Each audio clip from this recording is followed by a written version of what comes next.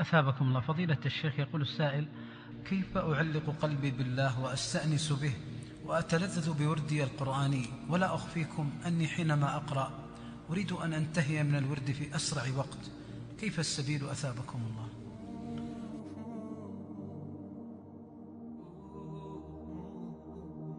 هذا الأمر عظيم، أن الإنسان يجد اللذة في الطاعة، يجد اللذة في العبودية لله سبحانه وتعالى. هذه اللذة إذا وجد العبد حلاوتها أنسته كل حلاوة. وإذا فتح الله على العبد بكمال الأدب في عبادته، في كمال التذلل والتخشع والخضوع له سبحانه وتعالى، فهذه نعمة أظن لا توازيها نعمة.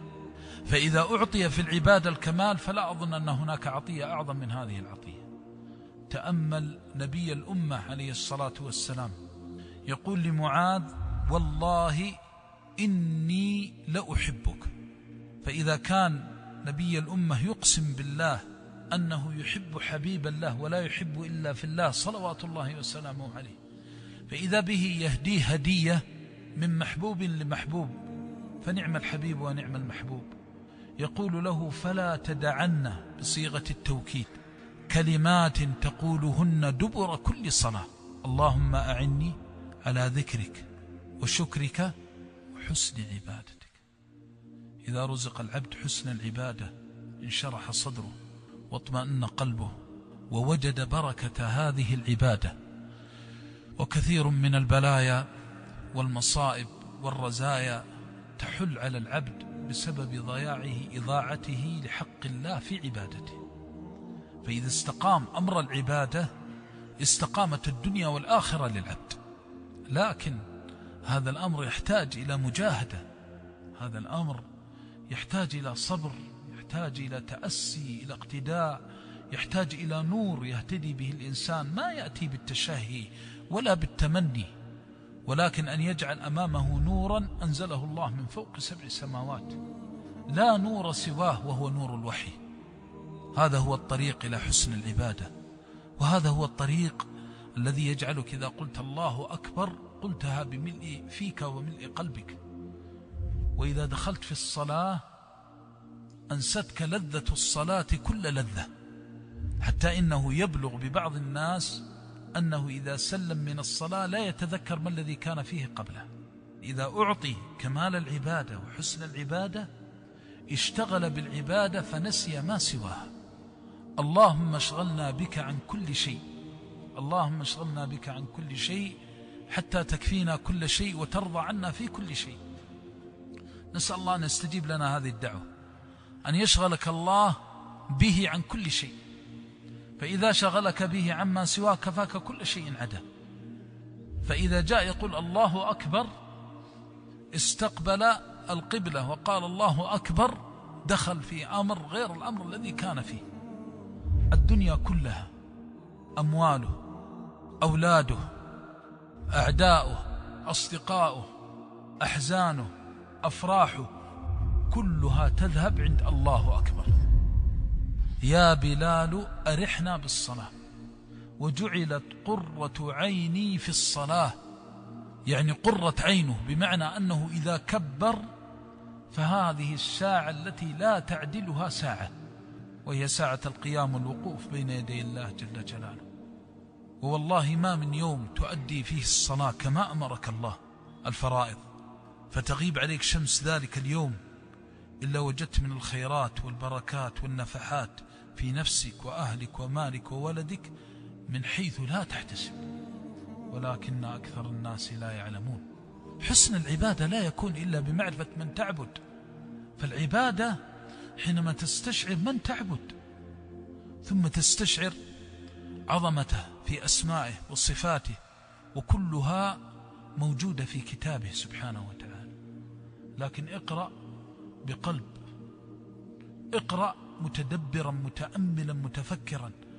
من الليلة من الساعة لا تمر عليك صفة من صفات الله إلا تعلمتها.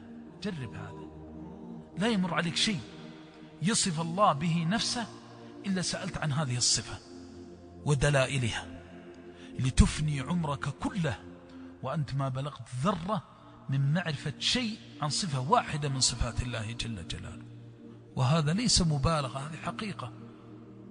فنحن في غفلة. حسن العبادة لا يمكن أن يكون إلا إذا أحسن العبد معرفة من يعبد، عرف من هو الله. ولذلك أعرف الناس بالله وهم الأنبياء هم أكمل الناس عبادة لله جل جلاله. ثانيا مما يعينك على حسن العبادة أن تستشعر أن هذه العبادات كلها بحكمة وعلم. الله سبحانه وتعالى بين في كتابه وسنة نبيه صلى الله عليه وسلم طريق عبادته. فإذا كنت في كل عبادة تستشعر أن فيها حكمة وأنها عن علم وعن بصيرة، أحببت عبادة الله جل جلاله، لأنه لا أكمل من شرع الله جل جلاله.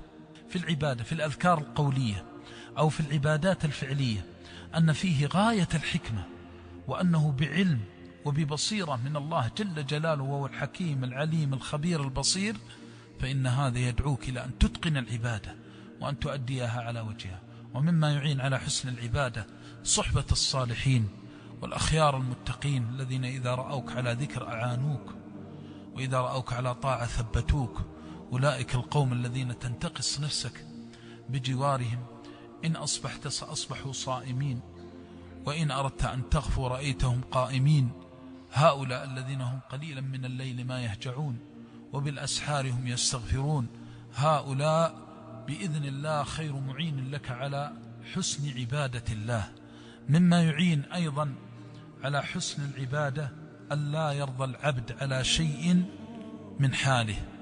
فإذا أعطي خشوعا في الصلاة سأل ربه ما هو أكثر وما هو أعظم، فلا يرضى لنفسه بالدون، وإنما تسمو نفسه إلى المعالي. فإذا سمع بعبادة ثم أداها على وجه وجد أن الله فتح عليه فيه، فإنه يسأل الله المزيد، لأن العبد الموفق في حسن عبادته لله عز وجل لا يقف عند منزله، بل يسأل الله المزيد. ولذلك قال تعالى: واسألوا الله من فضله. وكذلك أيضا مما يعين على حسن العبادة البعد عن كل شيء يبعدك عن الله، لأنك لن تحسن عبادة الله وأنت تعصي الله.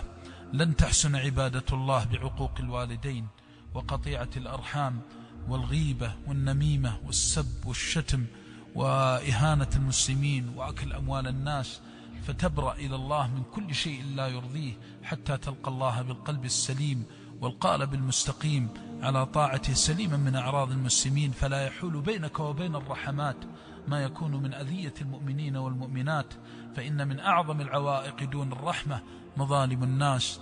اللهم زدنا ولا تنقصنا، وأعطنا ولا تحرمنا، وأعنا على ذكرك وشكرك وحسن عبادتك. وصلى الله وسلم وبارك على نبينا